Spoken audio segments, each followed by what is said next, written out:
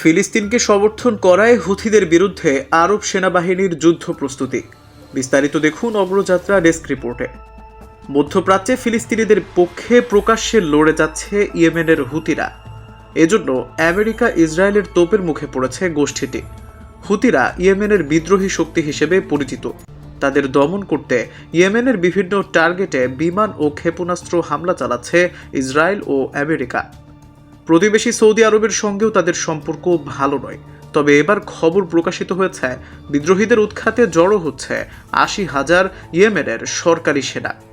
Yemen ভিত্তিক ইংরেজি ভাষার সংবাদ মাধ্যম দ্য ন্যাশনাল এক প্রতিবেদনে জানিয়েছে, বিদ্রোহীদের বিরুদ্ধে বড় ধরনের সামরিক অভিযানের প্রস্তুতি নিচ্ছে ইয়েমেনের আন্তর্জাতিকভাবে স্বীকৃত সরকার। আর এই অভিযান ঘিরে জড়ো হচ্ছে প্রায় ৮০,০০০ সেনা। প্রতিবেদনে বলা হয়, তাদের প্রাথমিক লক্ষ্য গুরুত্বপূর্ণ হদিয়া বন্দর বিদ্রোহীদের কাছ থেকে পুনর্দখল করা। ২০২১ সালে আন্তর্জাতিকভাবে স্বীকৃত সরকারের হাতছাড়া হয় এই বন্দর। যদিও ব্যাপক পরিসরের এই অভিযানে আমেরিকার সাহায্য পাওয়ার সম্ভাবনা নেই বললেই চলে। কবে এই অভিযান শুরু হবে তা নিয়েও রয়েছে ধোঁয়াশা। তবে বিশেষজ্ঞদের বিশ্বাস, শিগগিরই এমন অভিযান শুরু হবে। বিশেষজ্ঞরা বলছেন, গেল মার্চ থেকে যুক্তরাষ্ট্র ইয়েমেনে নতুন করে বিমান হামলা শুরু করে। এরপরই ইয়েমেনের আন্তর্জাতিকভাবে স্বীকৃত সরকার হদিয়াহ পুনর্দখলের পরিকল্পনা হাতে নেয়। বন্দর নগরীতে মার্কিন হামলায় বিদ্রোহীদের গুরুত্বপূর্ণ কয়েকজন নেতা নিহত হয় বলে খবর বেরোয়। এতে করে গ্রুপটি দুর্বল হয়ে পড়েছে। এমতাবস্থায় প্রায় ৮০,০০০ সৈন্য জড়ো করে বন্দর নগরীর দিকে যাওয়ার পরিকল্পনা নিয়েছে সরকার।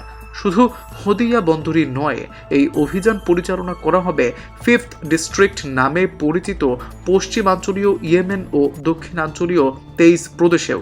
বলা হচ্ছে, হদিয়া দখল হবে রাজধানী সানা অভিমুখে মার্চ করার আগের গ্রাউন্ড ওয়ার্ক। ২০১৪ সাল থেকে সানা দখল করে রেখেছে বিদ্রোহীরা। এরপর থেকেই গৃহযুদ্ধ চলছে দেশটিতে। পরবর্তীতে আন্তর্জাতিকভাবে স্বীকৃত ইয়েমেনের সরকারের সমর্থনে যুদ্ধাভিযান শুরু করে সৌদি আরব। ২০২৩ সাল থেকে বিদ্রোহীরা লোহিত সাগরে বাণিজ্যিক জাহাজের উপর হামলা চালিয়ে আসছে। গ্রুপটির দাবি, গাজার জনগণের প্রতি সংহতি জানিয়েই এমন কর্মকাণ্ড পরিচালনা করছে তারা। মাঝে কিছুটা সময় হামলায় বিরতি দিয়েছিল বিদ্রোহীরা। তবে গেল মার্চে ইসরায়েল যুদ্ধবিরতি ভঙ্গ করে গাজায় ফের হামলা শুরু করে। এরপর ইয়েমেনের বিদ্রোহীরাও সাগরে ফের হামলা শুরুর ঘোষণা দেয়।